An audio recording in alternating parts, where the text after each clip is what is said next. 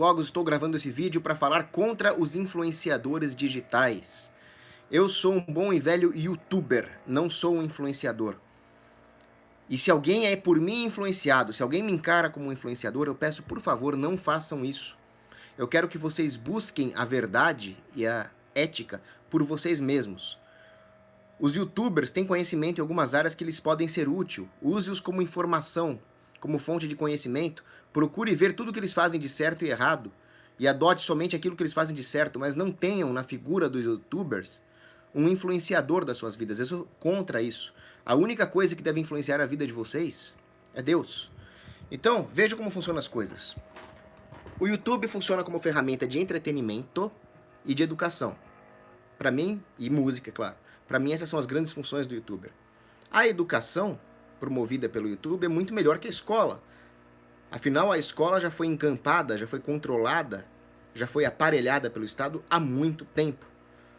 E quando o Estado percebe o potencial totalitário, o potencial biopolítico da escola, ele a regula, ele impede o homeschooling. E tudo isso fica na mão do Estado, uma poderosa ferramenta de controle, como já nos diz Bastiat, Trachtenberg e assim por diante.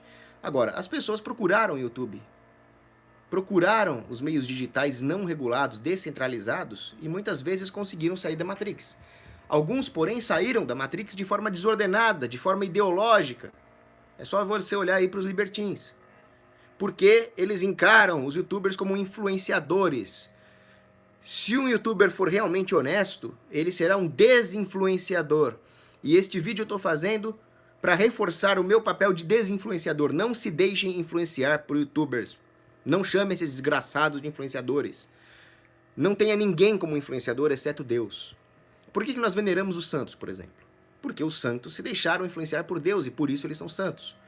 Então, as lideranças naturais surgem assim. Algumas pessoas têm maior conhecimento, maiores virtudes, maiores habilidades nessa ou naquela área.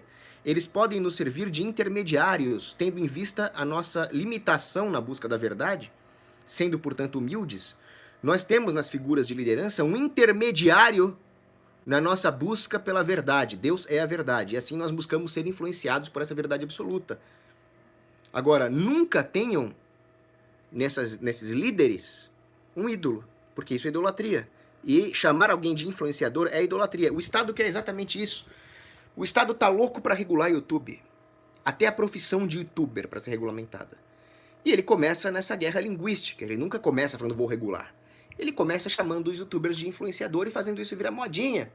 Então as pessoas se superficializam, as pessoas terceirizam a sua vida, terceirizam as suas opiniões, terceirizam a sua deliberação moral, o que inclusive depõe contra a sua própria humanidade,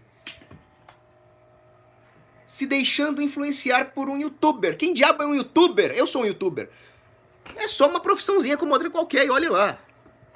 Não são influenciadores porcaria nenhuma.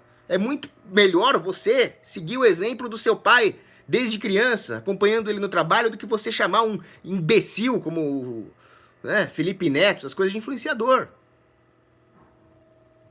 Eu, por exemplo, eu tenho vários erros. Pega o que eu falo de verdade aqui, analisa como isso pode influenciar a sua vida e tome cuidado, porque você realmente pode estar sendo influenciado. É preciso verificar o quanto de influência você está tendo. Eu, por exemplo, sou influenciado por São Tomás de Aquino. É inevitável. Todos nós somos influenciáveis. Agora, eu questiono isso. Eu procuro ver onde São Tomás de Aquino está influenciando para ver se isso realmente é verdade. E eu procuro não me deixar influenciar, porque eu procuro a verdade absoluta. Nós temos que nos desinfluenciar, esse é o ponto.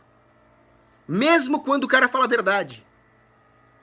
Mesmo quando o cara fala a verdade, veja se você está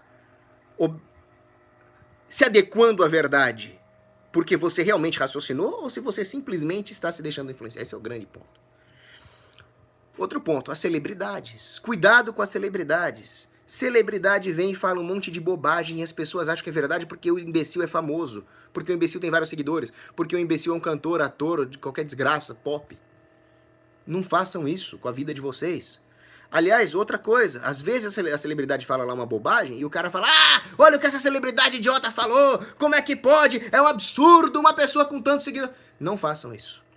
A celebridade tem na sua própria fama o seu trunfo. Tá errado também falar mal da celebridade. O melhor que nós podemos fazer com a celebridade é jogá-la no esquecimento, no oblívio. Celebridade falou besteira, boicote, esqueça que ela existe, deixe com que as teias de aranha a cubram. Essa é a pior coisa que pode acontecer para ela e a melhor coisa que pode acontecer para nós.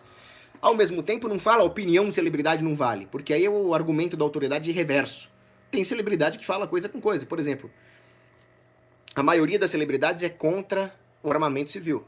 Mas tem o James Earl Jones, que é um ator conservador, muito inteligente. É aquele negão que fez o Tulsa Doom lá no Conan. E ele fala coisas excelentes a respeito do armamento civil. Não é porque ele é um ator que a opinião dele é lixo. Também não é porque ele é um ator que a opinião dele é verdade absoluta. Então esquece o fator celebridade. Usem a lógica para avaliar o argumento, não o argumentador. É a lógica contrária ao negócio de influenciador.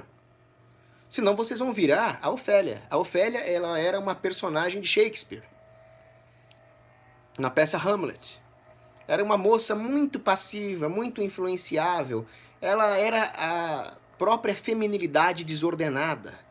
Aquela fêmea que não tem nenhuma característica viril e que se deixa levar pelas opiniões de todos, se apaixona e acaba se fragilizando nas suas paixões. Ela sofria de erotomania. A erotomania é uma síndrome onde a pessoa imagina que alguém de classe superior, no caso um príncipe, Hamlet, estava apaixonado por ela. E quando aquele mundo desmorona, ela se sente totalmente desamparada. Ora, deixar-se influenciar por alguém é colocar o seu castelo, erguer as suas estruturas em rocha líquida, em rocha falha, não é na rocha sólida que é Deus. A hora que esse sujeitinho falha, o seu mundo fica sem amparo. E aí você se fragiliza, você pode se desesperar e acabar morrendo, se suicidando como Ofélia. Ou você pode transformar isso num ódio desordenado contra a pessoa que te decepcionou. Ah, maldito youtuber me enganou! Não, o cara erra, o cara é um babaca. O cara tem coisas boas. É só isso. Olha, nós temos que buscar a verdade. À medida que nós buscamos o conhecimento, ele se internaliza. Nietzsche dizia que as ramificações do conhecimento consistem em transformar o consciente em um portfólio inconsciente. Internalizar. Mas você realmente está internalizando a verdade ou você está internalizando uma opinião de terceiros? Então é preciso que a sua consciência sempre trabalhe num autoquestionamento, para que você não internalize o erro. Afinal, como Nietzsche nos explica, a natureza do conhecimento é internalizável. Não coloque lixo para dentro do seu subconsciente. É preciso que o seu consciente esteja constantemente trabalhando por conta própria, o que descarta o papel da influência como ferramenta epistemológica. A própria influência deve ser questionada. Mas não é o que o Estado quer. O Estado não vai gostar desse vídeo. O Estado quer que você realmente seja influenciável para que eles transformem o YouTube não em uma ferramenta a serviço da verdade, mas em uma ferramenta corporativista para vender ideias pré-programadas pelo Estado para manipular o povo. Em outras palavras, uma ferramenta de engenharia social. É isso que o Estado quer fazer com vocês. Como? Sempre com virtus signaling. Sempre com desculpas que parecem a coisa mais bela e moral do mundo. Por exemplo, eu vejo lá o tal do Felipe Neto falando, olha, estou fazendo esse vídeo porque tem influenciadores, olha o termo que ele usa, fazendo sorteios digital, o que é contra a lei, porque não é permitido pela Caixa Econômica. Você tem... O cara que segue um imbecil desses tem que ter um problema sério na cabeça. A Caixa Econômica Federal proíbe jogos de azar, proíbe cassino, proíbe essas coisas porque eles querem um monopólio. É corporativismo.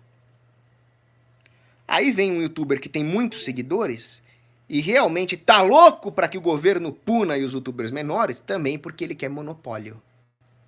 É só por isso que ele virou um grande cagueta, um grande X9 de youtubers menores. É sempre assim. Todas as grandes empresas são contra o livre mercado porque eles querem esmagar os menores. Isso é corporativismo. E a ideia do influenciador, etc., está se transformando nisso. Será que realmente nós vamos acabar com o último bastião de liberdade descentralizada que existe, que é a liberdade de expressão na internet, em nome de um legalismo torpe. Leis injustas devem ser desobedecidas. Monopólios devem ser quebrados. A grande ferramenta, o grande potencial do agorismo é quebrar monopólios impostos pelo Estado.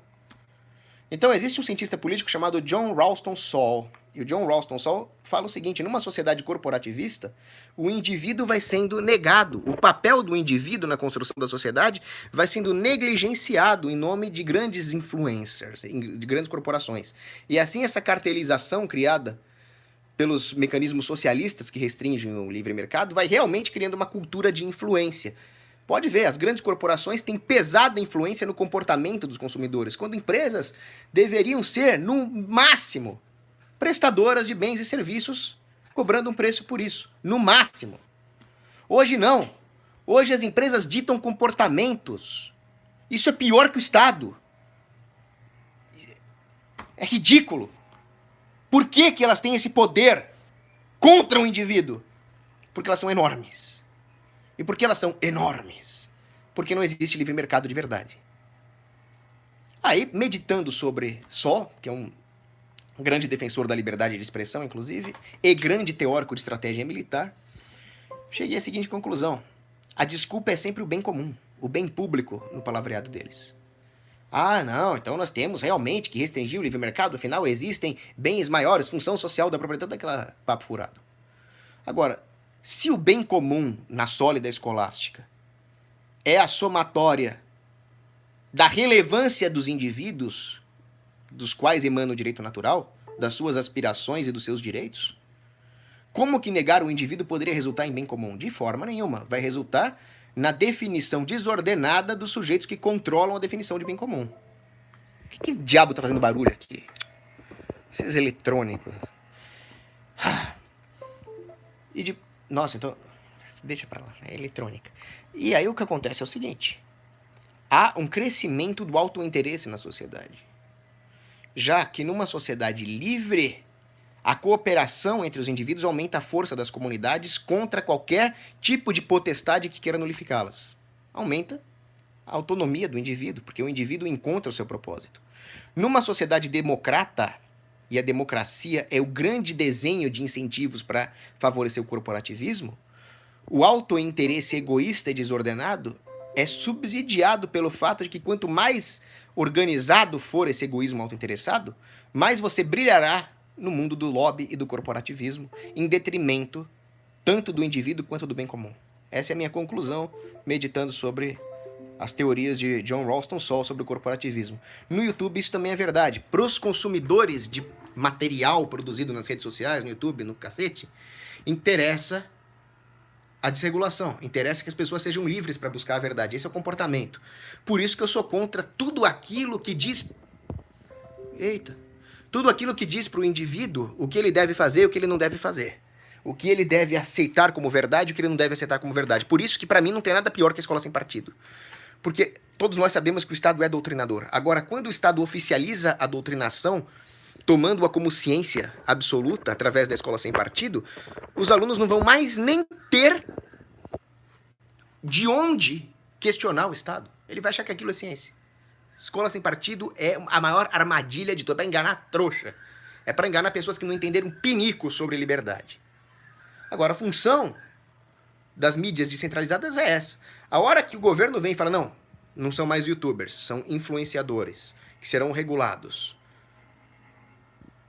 Qual vai ser o incentivo para as pessoas procurarem a verdade? Nenhum. Elas simplesmente vão engolir o que está aí. Os youtubers com muitos seguidores vão ter ainda mais. Os youtubers com poucos seguidores vão perder a relevância, isso se não forem banidos, isso se não forem até presos, como o nosso saudoso colega Daniel Fraga. Esse sim era um cara corajoso, apesar de eu ter muitas discordâncias com ele. E é isso. Começa na linguagem. Não se deixe influenciar.